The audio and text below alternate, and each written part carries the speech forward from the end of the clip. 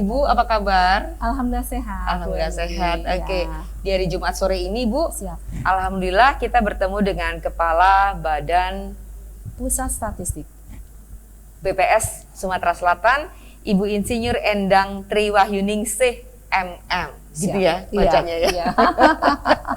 Baik Bu, alhamdulillah akhirnya kita bisa ketemu secara tatap muka. Bu, ini di tengah pandemi, ya kan? Sudah setahun boleh dibilang, Iya, ya sudah setahun. Kemudian geliat ekonomi di mana-mana menjadi persoalan utama, begitu ya Bu ya. Kalau BPS ini melihatnya seperti apa Bu? Apakah kondisi ekonomi kita boleh dikatakan sudah mulai bisa membaik? Iya. Ya, kalau Ibu kan tentu punya indikator-indikator, bisa Ibu ceritakan di sini. Iya, jadi terima kasih Bu Weni dan semua pemirsa ya. Di tengah pandemi COVID ini semuanya memang berubah ya secara total. Jadi semua dari kita ini menyesuaikan tata kelola ya, baik dari sisi kebijakan, baik dari sisi termasuk kalau BPS pengumpulan datanya Bu Weni ya. Penyesuaian tata kelola tersebut karena tentu fokus pemerintah ini lebih kepada kesehatan ya, kesehatan kita, SDM kita. Nah ini berpengaruh ke dalam semua sisi ya, termasuk tadi dikatakan dari sisi ekonomi misalnya. Dulu tidak pernah terpikirkan oleh Sumatera Selatan yang memang kalau dilihat di wilayah Sumatera sendiri kan memang tertinggi Bu kita ya, di Triwulan 1 tuh masih 4, sekian persen Bu. Triwulan 1 tahun Triwulan lalu? 1 tahun 2020. Ya, Triwulan 1 itu kan Januari sampai dengan Maret. Ya, saya ingat sekali di Sumatera Selatan ini pandemi COVID ini akhir 27 Maret, sangat ingat sekali waktu itu. Kita koordinasi dan sebagainya, kita tidak tahu apa yang terjadi kan. Semua juga sama saja. Semua belajar tentang kondisi ini ya Bu ya. Iya. Sehingga semua dilakukan penyelesaian tata kelola termasuk pendataan di BPS, termasuk refocusing anggaran kan begitu. Betul. Contoh juga yang paling gampang itu sensusnya, SIPO pasti juga ini dong, karena saya juga koordinasi dengan berbagai media kan. Sensus penduduk misalnya ya. Tadinya online itu hanya sampai Februari kemudian ya. Terus kita undur lagi sampai dengan Mei. Sehingga apa pernah terpikirkan dari kita sendiri Sumatera Selatan ranking 2 se-Indonesia online. Nggak akan bisa terpikirkan pada saat pandemi COVID seperti itu. Nah, hal-hal inilah ya Bu yang memicu kita semua bahwa dari sisi ekonomi pun kita terus bergerak kan ya. Refocusing anggaran pasti sudah apapun dilakukan ya, apapun dilakukan oleh pemerintah daerah, oleh pemerintah kabupaten kota tentu ya. Meskipun ada hambatan kecil-kecil gitu kan, tapi terus berlanjut. Nah, memang di triwulan kedua ini sudah mulai kerasa, ya sudah mulai kerasa. Berkontraksi lumayan ya Bu ya. Berkontraksi minus gitu kan. Tapi kita masih tetap fight ya. Kontraksinya tidak sedalam provinsi yang lain. Kemudian, tidak sedalam provinsi lain. Tidak sedalam. Angkanya Bu? Tidak sedalam provinsi yang lain. Triwulan 1 itu kalau kita lihat kemarin. Sebentar ya, nanti kita ini kan. Terus inilah istilahnya mungkin tidak terlalu dalam ya di triwulan 1 4 sekian persen ya. 4, kemudian berapa tadi ya? 4, terkoreksi menjadi 4,01 ya. Tadinya 4,98 memang terkoreksi karena datanya yang masuk ya, data masuk. Tapi masih tertinggi waktu itu. Ya, kita terbantu di situ. Kemudian yang triwulan kedua kan sudah mulai Maret ya, April, Mei, Juni. Sudah mulai di situ terkontraksi minus 1,57. Ya, minus 1,57. Sudah seluruh Indonesia waktu itu juga mengalami ini ya Bu ya, seperti apa ya istilahnya mungkin terkaget-kaget. Terus kemudian pemerintah juga terus terpacu termasuk juga Sumatera Selatan. Nah triwulan kedua inilah puncaknya itu kan sebenarnya memang di triwulan kedua ketiga. Iya, puncaknya triwulan ketiga. Namun kalau kita lihat triwulan ketiga 2020 Bu, kita kontraksi kita sudah minus 1,4 ya. Dan kalau secara kumulatif saja, saya bicaranya kumulatif. Jadi kita hanya terkontraksi 0,11 Tahun 2020. Tahun 2020 kumulatif Hanya itu setahun itu jadi cuma terkoreksi 0,11 terkontraksi. Terkontraksi. Terkontraksi Ya. itu minus gitu Ya. kan ya. Minus. Sementara nasional minusnya lebih dalam lagi, minus 2, sekian ya persen. Itu berarti bisa dibaca seperti apa? Membacanya adalah bahwa sebenarnya program yang sudah dilaksanakan tentu dengan sekali lagi penyesuaiannya. Ya, semua juga mengalami lock semua kan Bu ya, seperti itu. Artinya di tengah pandemi Covid sendiri masih ada nafas di Sumatera Selatan. Karena Sumatera Selatan ini kita patut bangga kalau saya sendiri ya Bu. Kan apa? Kalau kita lihat provinsi yang lain yang tergantung jasa. Iya kan? Itu terkontraksinya dalam. Di kita ini variasinya banyak. Kita punya jasa punya, pertanian punya, pertambangan punya. Semuanya memang ada di kita. Jadi ada karet, ada batu Ada bara. karet, ada batu bara, ada pertanian juga, tanaman pangan kita juga lumayan ya. Terus kemudian hotel juga ada. Meskipun memang yang tergerus pertama kali adalah sektor transportasi. Betul. Ini jamak dilakukan di Betul. seluruhnya kan Bu Weni, gitu kan. Sektor apa namanya istilahnya mungkin tadi transportasi, kemudian juga akomodasi ya kan. Kita hotel dan sebagainya sempat di Sumatera Selatan ini memang tutup 0% sementara. boleh dibilang Bu ya okupasinya ya. Enggak. Oh enggak sampai Enggak ya, pernah. Bu, ya. Justru malah kita lebih tinggi dari nasional. Kaget kan? Iya, kaget kan? Karena apa? Ya hotel grup kami selalu ramai, malah Santika Radial itu. Iya, itu karena mungkin orang lebih safe bagi orang-orang yang mungkin ini mampu ya Bu, mungkin bisa safe. Bagi mereka yang ini juga mempekerjakan tenaga kerjanya seperti itu, meskipun tentu masih ada dampak Covid ya. Dampak Covid terhadap tenaga kerja ini masih sekitar 9%-an, 9,8%. Usia kerja atau tenaga kerja kita nih terdampak Covid ya. Itu memang tidak sebesar memang. Pengangguran kita juga masih 5%. Dampak Covid tentu terasa untuk sektor-sektor tertentu Bu Eni. Sektor apa namanya saya katakan penyedia akomodasi konsumsi, kemudian juga ada sektor transportasi, tapi sektor yang lain kesehatan, ya kesehatan, kemudian sektor informasi naik, ya kan sekarang ini, ya memang ada yang istilahnya mungkin melakukan penyesuaian tadi. Kita nggak pernah membayangkan tanaman hias di kita nih Bu. Ya usaha ternak di kita nih, peternakan ada Bu Weni di kita nih. Jadi sekali lagi, jadi kalau boleh dikatakan memang kita terkontraksi 0,11 tapi masih masih tangguh begitu ya Sumatera Selatan karena mempunyai tadi berbagai sektor, berbagai sumber daya, boleh dibilang berbagai inventory juga ya Bu ya. Iya di situ. Supaya kita bisa tetap bernafas tadi. Otomatis kan kalau untuk namanya kemiskinan seluruh Indonesia dong, siapa yang nggak ini kan untuk yang dampak Covid ini seluruhnya. Tapi sekali lagi kita 0,32% ya dibandingkan dengan bulan Maret kemarin untuk kenaikannya ya. Nasional 0,41, lebih tinggi lagi. Nah itu kan tadi kita bicara ekonomi secara keseluruhan sepanjang 2020 seperti itu. Kita belum bicara soal kemiskinan kan seperti itu. Tapi kemudian ketika BPS pusat mengeluarkan tentang daerah-daerah dengan jumlah dengan apa ya namanya ya, data-data terbaru dan dibaca sebagai miskin gitu ya Bu ya, itu kan menjadi sebuah hal yang membuat tipis ya kan pemerintah, dan membuat tipis kuping mas pemerintah, dan itu juga kami paham gitu kan Bu, mengingat apa sudah setengah mati ya kan, masih dibilang bahwa masih ada kategori miskin. Sebenarnya Bu kalau kita mau bicara tentang kata miskin versi BPS itu seperti apa Bu? Iya, baik.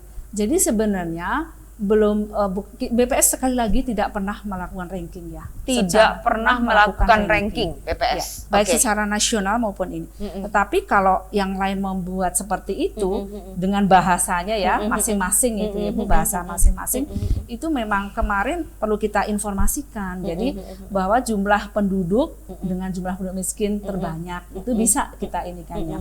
Seperti itu. Jadi miskin menurut BPS kita memang berpegangan pada World Bank ya, istilah World Bank. Jadi kita menggunakan sekali lagi bagi para pemirsa, kita menggunakan basic need approach atau bahasa Palembangnya pendekatan kebutuhan dasar. Pendekatan kebutuhan dasar. Kebutuhan dasar itu berarti apa aja Bu? Makanan dan bukan makanan. Ya. Oh, bukan makanan pun termasuk? Iya, tidak hanya makanan saja. Oke. Makanan dan bukan makanan, ada komoditas-komoditas tertentu yang memang harus harus kita inikan ya untuk dijabarkan coba Bu. Ya. Yang makanan ini harus makanan ini memang harus setara dengan 2.100 kilokalori per orang per hari. Oh, oke. Makanan Itu membacanya ya. Makanan tuh ada jenis-jenisnya Bu. Beras, kemudian ada juga minyak goreng, ada gula. Ini ya kebutuhan dasar lah, dasar kita lah ya, kebutuhan dasar kita. Jadi untuk makanan dan bukan makanan. Juga dibagi di BPS di wilayah kota sendiri, wilayah pedesaan sendiri, ditambah pengeluaran bukan makanan. Ya kan, kita kan hidup ini kebutuhan dasar kita kan selain makanan ada bukan makanan nih. Bukan makanan, pakaian, baju, kemudian pakaian, kemudian juga pendidikan, transport dan lain-lain. Itu yang non food gitu. Iya, itu yang perlu dipahamkan oleh pemirsa. Jadi pemirsa begini ya, untuk BPS ini macam-macam definisi konsep itu Bu. Jadi orang-orang nanti, ini istilahnya, jadi data BPS ini bisa bicara. Data itu bisa bicara dari berbagai versi. Betul. Karena apa? Kemiskinan sendiri sekali lagi, selain tadi kita menggunakan basic need untuk BPS, ada lagi pendekatan $2, ada pendekatan yang dulu setara dengan beras dan sebagainya, ada Bu. Tapi BPS memang sudah menggunakan itu sudah dari dulu supaya bisa tercompare antar waktu, antar wilayah gitu Bu Weni. Jadi itu ya. Jadi itu perlu dipahamkan. Nah, nanti kan ditambah tuh ya kebutuhan dasar makanan sama bukan makanan ditambah. Jadilah yang disebut dengan garis miskin. Garis miskin, garis kemiskinan. Contoh misalnya di kita ini sekitar 400.000. Ya 400.000 Ibu. Kalau mereka rata-rata, dan ini pendekatannya adalah pengeluaran Bu ini.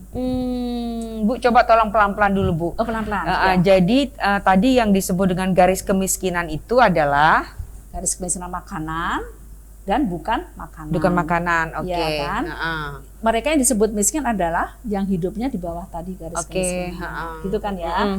Setelah kita korelasikan ya, setelah kita konversikan kilokalori tadi dengan satuan harga, dapatlah yang disebut dengan batas miskin. Ya, batas miskin rupiah per orang per bulan. Rupiah per orang per bulan. Nah, di Sumatera Selatan sendiri sekitar 400 ya, 400-an lah ya, 400 untuk batas miskinnya itu. 400 apa itu Bu? Rupiah. 400.000. 400.000 rupiah per bulan. Per bulan per orang. Per orang. Per orang. Nah, jadi gini Bu Weni, misalnya satu keluarga nih ya, satu keluarga ada 5. Sekarang rata-rata penduduk miskin, rata-rata keluarga anggota rumah tangga, untuk orang miskin nih, ya kita sudah ada datanya itu sekitar 4,83-an lah ya, 4,8 atau kita bulatkan 5. Jadi 5 kali 400, ini gampangan saja ya. 5 kali 400 2 juta. 2 juta. Ya, 2 juta. Maka inilah yang harus dikeluarkan, inilah batasnya mereka, 2 juta per keluarga tadi, ya, per keluarga tadi. Tapi kalau dia rata-rata pengeluarannya di bawah itu, maka itu dikatakan dia miskin. Oke. Gitu Bu. Ya, jadi kalau mereka punya penghasilan 2 juta ya, dengan ini ya sudah, itu berarti cukup untuk kebutuhan dasarnya dulu nih. Dasarnya dulu nih, ya kan? Dasar dulu. Nah, ini yang harus dipahamkan semua. Harusnya memang pendekatannya itu adalah penghasilan. Tapi coba saya nanya Bu Eni, Bu Eni penghasilannya berapa? Ih, rahasia dong. Iya. Bu Eni punya tabungan nggak? Ada dikit. Ada dikit. Bu Eni punya utang nggak? Banyak. Ada banyak, tapi nggak tersebutkan. Sehingga nanti di ini kan under coverage. Jadi kalau under coverage, istilahnya mungkin rendah gitu ya para pemirsa. Artinya akhirnya kita melakukan pendekatan dengan pengeluaran tadi. Nah, ini yang harus dipahamkan semua. Jadi itu yang disebut dengan BPS menekan kemiskinan tadi, gitu Bu. Ya, jadi approach-nya adalah melalui pengeluaran makanan dan bukan makanan. Oke. Nah, inilah kemiskinan yang ini sekarang ini di Sumatera Selatan sendiri. Kalau kita boleh informasikan gitu ya, sejak 2018 nih ya. Sejak 2018 ya kita ada di angka 12,8. 12,8. Ya, Maret ya. Maret 2018 itu 12,8. Ya. Sebelumnya pernah 13% juga.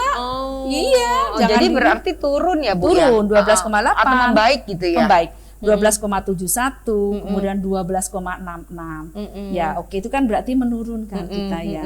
Ya, kita menurun.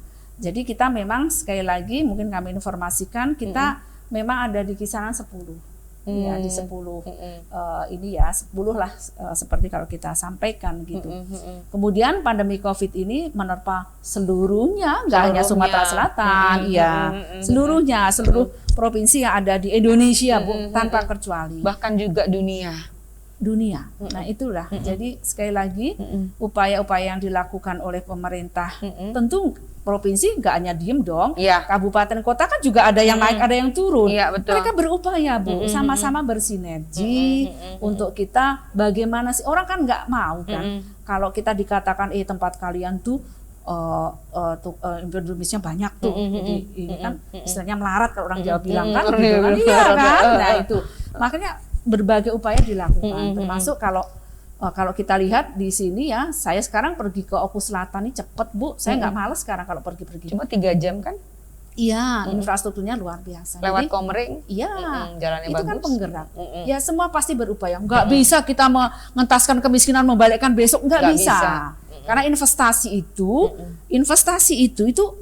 Bu, apa istilahnya mungkin bisa kita nikmati itu beberapa tahun kemudian. Nah, seperti itu. Jadi sekali lagi kepada ini kita tidak ini kan kepada siapapun, tapi kita melihat bahwa infrastrukturnya juga oke.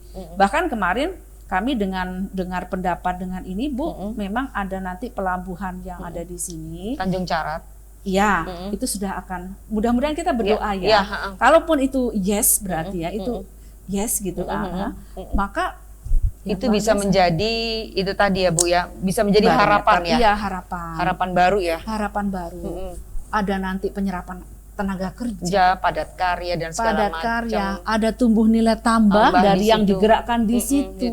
Itu. Iya. Tapi memang semua bertahap, nggak bisa kita langsung cepat gitu.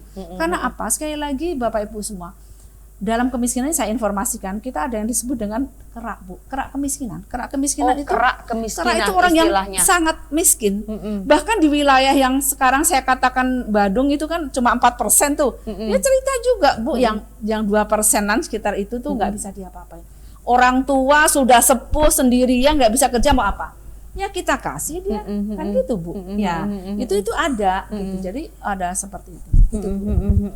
Oke. Jadi Bu, sebenarnya kalau kita lihat di sini kan ya, ini kan terjadinya merata di 34 provinsi ya Bu ya. Yes. Tetapi kalau di kita itu kan sebenarnya terkoreksinya boleh dibilang seperti itu, secara ekonomi tidak sedalam daerah lain, boleh dibilang seperti itu. Iya, kalau ininya apa namanya kenaikannya tidak sedalam, tidak sedalam. Ada yang lebih dari kita kan, 0,32 kan kita ya Bu, dari Maret ke September. Ada yang 0,41, ada yang 0,45 dan sebagainya gitu. Itu Bu. Oke. Bu, kalau kita lihat ya yang sudah dilakukan oleh Gubernur Sumatera Selatan, dalam ini tentu saja Pak Herman Deru. Upaya-upaya yang sudah dilakukan tuh bagaimana kemudian bisa juga diartikan atau dibaca oleh BPS seperti itu ya Bu ya, sehingga itu bisa nantinya itu akan lebih membaik dari yang sebelumnya. Baik, jadi BPS ini tugasnya motret. Iya. BPS motret. Kami ini independen, Bu. Nggak pernah diintervensi oleh siapapun. Nggak pernah. Kamu sekian ini kemiskinan nggak harus sekian nih supaya kami kelihatan, nggak ada. Nggak ada satupun yang intervensi kami.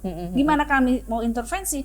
Petugas kami menyebar di seluruh Sumatera Selatan, ratusan, Bu. Jadi kami memotret ini kan pasti dengan data ya, Bu. Data yang disampaikan OPD, data termasuk tadi mungkin infrastruktur yang sudah dibangun berapa nih ininya tahun ini. Kemudian masuklah di kita, di data kita. Tentu ini kita kan ada Bu namanya misalnya yang gampangan ini. Sektor-sektor ya, kalau di kita ini Bapak Ibu semua pemirsa, sektor itu ada sektor pertanian, ada sektor industri, ada sektor penyediaan akomodasi, kemudian ada keuangan, semua Bu kita. Dan perlu kami informasikan BPS ini tidak sembarang buat. Kita ada UN, United Nations, semua konsep definisi itu jelas, gitu jelas. Jadi kita memotret, jadi motret itu ada yang burem, ada sudah terang, ada seperti apa. Ini tugas BPS. Ya, jadi tentu sekali lagi seperti program-program yang sudah dilaksanakan ya oleh pemerintah kabupaten kota maupun pemerintah provinsi yang bersinergi dengan baik, ini tentu akan berpengaruh terhadap pencapaian kemiskinan. Ya, nanti mudah-mudahan ke depan lebih fokus gitu ya programnya ya Bu Weni, lebih fokus. Ada tadi yang apa pelabuhan apa Tanjung Carat, Tanjung Carat ya itu nanti ya. Mudah-mudahan saya belum dipindah bisa menikmati amin. Itu ya Bu. Gitu. Amin. Ya. Jadi Bu kalau kita lihat ya, Sumsel ini kan masih cukup tangguh ya dalam menghadapi COVID ya. Cukup tangguh Bu. Cukup tangguh ya. Iya cukup tangguh. Cukup tangguhnya itu tentu dilihat dari tadi pertumbuhan ekonomi, potret yang dari penurunan penurunan ya kan Bu ya. Ya betul. Dan kemudian nanti ada harapan-harapan baru seperti itu. Dan bahkan juga gini ya, ada kabupaten tuh yang SDA-nya luar biasa. Tapi kenapa masih tetap bisa disebut ada yang terkategori miskin, Bu? Iya, jadi semua bisa terjadi. Semua bisa terjadi. Kalau misalnya ya kita harus ini ya Bu, melihat dari semua sisi. Sumber daya alam yang kita punya apakah dinikmati oleh seluruhnya? Apakah hanya untuk orang-orang sekitar situ saja? Karena penduduk miskin ini kan menyebar hampir di seluruhnya. Nah, seperti itu. Ini juga harus kita lihat. Sekali lagi pendekatan kita adalah pendekatan kebutuhan dasar, ya kan, kebutuhan dasar. Jadi apakah juga SDA tadi sudah termanfaatkan secara optimal, ya, secara optimal begitu ya. Kemudian merambah ke orang-orang yang di sekitarnya ya, merambah orang-orang yang di sekitarnya. Bisa terasa ya Bu ya? Iya bisa terasa. Oleh orang-orang kemudian sekitarnya. juga UMR-nya mudah-mudahan sudah sesuai sih ya. Kalau tadi saya bilang paling kita kalau untuk satu keluarga dengan 5 kali 400, kalau penghasilan satu keluarga 2 juta nih ya, insya Allah dia nggak miskin deh, 2,5 juta lebih. Nah, sekarang juga kita lihat, perlu dilihat lagi nih, gitu. Apakah juga apa istilahnya karyawan-karyawan tersebut itu dibayar sesuai dengan UMR atau tidak, gitu loh Bu. Jadi harus dilihat dari semua sisi. Ya. Bu, kalau kita lihat begini Bu ya, sebenarnya angka yang paling bisa ditolerir, gitu ya. Untuk sebuah daerah tentang garis kemiskinan itu berapa? Itu atau berdasarkan apa pendekatannya? Misalkan gini kan Bu, Sumatera Selatan dengan penduduk 8,5 ya Bu ya? Iyalah dibulatkan sekitar 8,5 juta jiwa. Itu angka yang ditolerir untuk bisa disebut miskin itu berapa? Kita nggak ada untuk dasar bahwa hal tersebut itu. Yang maunya semua nggak miskin, ya kan? Semua nggak miskin. Kalau kita boleh sebut, sebenarnya di Sumatera Selatan sendiri Gini rasio juga cakep, iya Bu, cakep. Jadi kita mengalami penurunan mendekati nol, artinya tidak ketimpangan kita tuh rendah gitulah. Ada pasti ketimpangan. Pasti ada kan? Pasti ada ketimpangan. Kita kan bukan tinggal di negeri dongeng ya Bu. Dan penduduk miskin itu ya kalau kita mau zero ya Bu ya, zero itu ya bisa terjadi berapa puluh tahun begitu ya. Karena apa? Pasti semakin ke sini ada inflasi sehingga ya kan inflasi itu turut menyumbangkan kemiskinan ya Bu ya. Ya karena harga kan naik. Karena harga naik sehingga tidak tercapai. Ya, dan orang-orang miskin tuh kalau beli kan tidak dalam bentuk kiloan Bu, eceran. Nah, eceran kan harga lebih tinggi nih. Nah, seperti itu juga kalau batas miskinnya semakin naik, maka di sini juga semakin banyak, ya gitu kan, penduduknya semakin naik. Tapi kalau kita kendalikan inflasinya, harganya dikendalikan, penyebabnya kan tadi sudah ada. Apakah beras, kemudian komoditasnya ada Bu, kita sebutkan. Karena memang 74% itu dari bahan makan, dari kelompok makanan, kelompok makanan untuk penyebab kemiskinan. Jadi Gitu. kalau ini istilah orang awam barangkali Iya. Bu ya. Sepanjang dia bisa beli beras dengan jumlah Kalori tadi kalorinya dihitung ya. dihitung dia, dikonversikan oleh dikonversi, BPS ya. surveinya itu. Maka kemudian dia tidak dikategorikan miskin. Ya beras, kemudian beras. ada tadi gula, Ya. ada kopi, Ya. ada macam-macam, ada cabai juga Bu. Ada komoditasnya, ada yang sudah kita 52 jenis komoditas untuk perkotaan, di pedesaan ada sekitar 47. Itu sudah ada surveinya, dan perlu Bapak Ibu ketahui ya, untuk mendapatkan angka ini perjuangannya luar biasa. Kita ini Bu wawancara gini 3 jam. 3 jam untuk sebuah angka kemiskinan. Gitu. Jadi itulah yang kita, apalagi di tengah pandemi Covid ini ya, tantangan lagi. Gitu ya. Iya. Bu, pemerintah kan untuk berusaha mengurangi angka kemiskinan itu sudah dilakukan gitu ya. Memang ini bukan wilayah Ibu sih sebenarnya, saya nanya gini ya. Enggak apa-apa, tanya aja. Apakah bantuan-bantuan yang diberikan itu sebenarnya sudah bisa cukup membantu belum sih Bu kalau dilihat dari BPS? Ya, artinya gini Bapak Ibu semua, ini kan juga terekam dari hasil penurunannya ya Bu sebenarnya ya. Kalau kita tanpa bantuan yang kemarin ini namanya pemulihan ekonomi nasional, PEN PEN itu kan ada UMKM, ada bansos segala macam. Tambah miskin lagi Bu kita. Ya. Hanya saja nanti yang menjadi PR kita bersama adalah update data terpadu kesejahteraan sosial. Insya Allah mudah-mudahan tahun ini ada update gitu Bu, mudah-mudahan ya dari instansi terkait begitu. Nah ini menjadi baik karena kan tentu tidak lepas dari penerima harus tepat sasaran, bantuannya pun harus tepat kualitasnya gitu kan, ya seperti itu. Jadi tepat sasaran itu artinya kita selalu mengupdate data, yang meninggal ya sudah dikeluarkan begitu Bu. Jadi program-program tersebut ya pemerintah mesti juga ini ya Bu, karena belum pernah mengalami pandemi seperti ini. Iya. Pasti semua kan dicoba ya Betul. Bu. Disuntik seperti ini, kemudian seperti ini hasilnya, maka dievaluasi lagi. Terus sekarang ada vaksinasi dan sebagainya. Ya meskipun bukan ranah kita juga bicara itu, ini kan salah satu pemerintah berupaya juga. Karena kita tidak tahu pandemi Covid ini sampai kapan berakhir, gitu Bu, sampai kapan dia hilang. Kita juga belum tahu dia virus Bu, nggak bisa lihat Bu. Ya, yang penting Bapak Ibu semua tetap prokes ya, pesan Ibu. Ya, pesan Ibu nih Bu Ena sama Bu Eni nih ya. Jadi cuci tangan seperti ini ya Bu, menjaga jarak, pakai masker, mengurangi interaksi. Ini beberapa orang ya di sini. Cuma dikit. Iya, itu Bapak Ibu. Kalau semua sadar seperti itu, kita tidak usah saling apa istilahnya ya Bu ya. Oke lah, ini semua kan memang Covid ini melanda seluruh dunia ya Bu ya. Jadi dengan kegiatan yang dilakukan pemerintah kita dukung, semua kita inikan berjalan dengan baik. Kita saling bersinergi antar kabupaten, antar kecamatan, antar desa, untuk mengurangi kemiskinan ini. Kalau prediksi nih Bu, sampai akhir 2021, kira-kira bisa terkoreksi berapa lagi? Kira-kira Sumatera Selatan. Inilah pertanyaan yang berat yang tidak bisa saya jawab.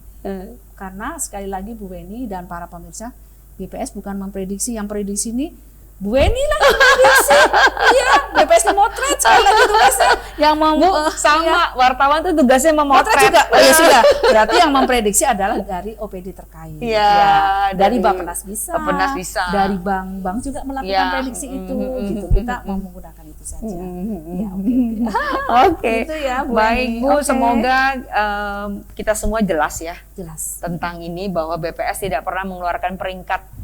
Enggak pernah. Dan kita juga sekitar 10 sampai 11. Kita pernah tinggi 13 ya, sekarang sudah 12, terakhir ini 12,98 kan karena Covid ya Bu. Tapi kan 12,66 dari 12, tadi itu 80 bahkan ya ke 12,66 kan penurunan Bu.